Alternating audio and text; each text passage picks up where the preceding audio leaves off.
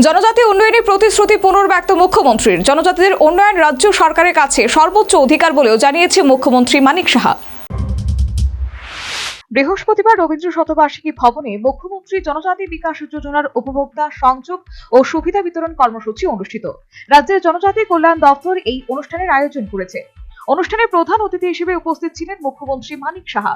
এছাড়া উপস্থিত ছিলেন অর্থমন্ত্রী প্রণজিৎ সিংহ রায়, জনজাতি কল্যাণ মন্ত্রী বিকাশ দেববর্মা, পশ্চিম জেলার জেলাশাসক ডাক্তার বিশাল কুমার সহ সংশ্লিষ্ট দপ্তরের উচ্চপদস্থ আধিকারিকবৃন্দ।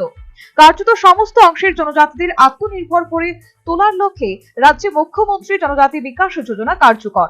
অনুষ্ঠানের সূচনার পর উপভোক্তাদের হাতে সংশ্লিষ্ট প্রকল্পের বিভিন্ন সুযোগ সুবিধা সংক্রান্ত অর্থরাশি তুলে দেওয়া হয়।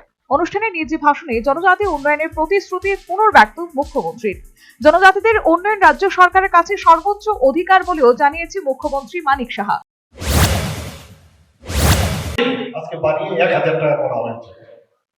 বিনামূল্যে পাঠ্যপুস্তক, মেধা পুরস্কার, বিভিন্ন কোচিং সেন্টারে তাদের পড়ার সুযোগ এবং আমাদের উচ্চ শিক্ষায় যারা পড়াশোনা করতে তাদের এককালীন আমরা পয়সা টাকা দেওয়ার ব্যবস্থা আমরা করেছি।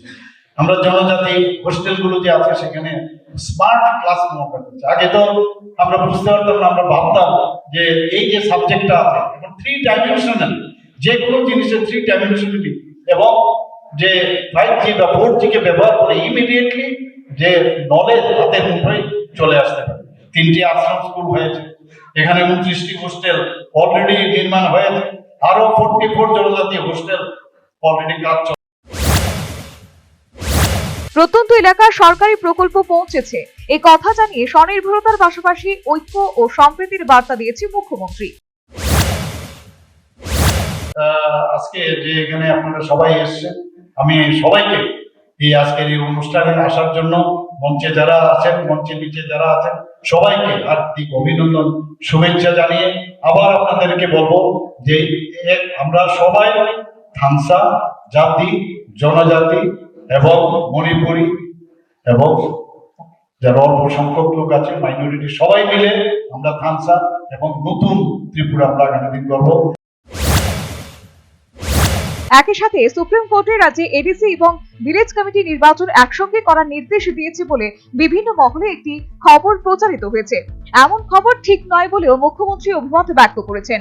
একসঙ্গে উভয় নির্বাচন করা যায় কিনা সুপ্রিম কোর্টে তা রাজ্য সরকারের কাছে জানতে চেয়েছে। এই ব্যাপারে নির্দিষ্ট তারিখ দেওয়া হয়েছে, সময় মতো তা জানিয়ে দেওয়া হবে বলে জানিয়ে এই ব্যাপারে বিভ্রান্তি সৃষ্টি করা হচ্ছে বলে কার্যত কারো নাম উল্লেখ না করে মথার বিরুদ্ধে বিভ্রান্তি ছড়ানোর অভিযোগ তুললেন মুখ্যমন্ত্রী মানিক সাহা। ডেট দিয়ে দেওয়া হয়েছে, সেই ডেটে আমরা উত্তর দেব যে বিসি ইলেকশন কেন, ওরা জানে যে বিসি ইলেকশন কেন সম্ভব হয়নি। আমাদের তরফ থেকে তো অসুবিধা ছিল না, আমি তো ক্লিয়ার করে দিয়েছি তাদের কারণেই বিসি হয়নি।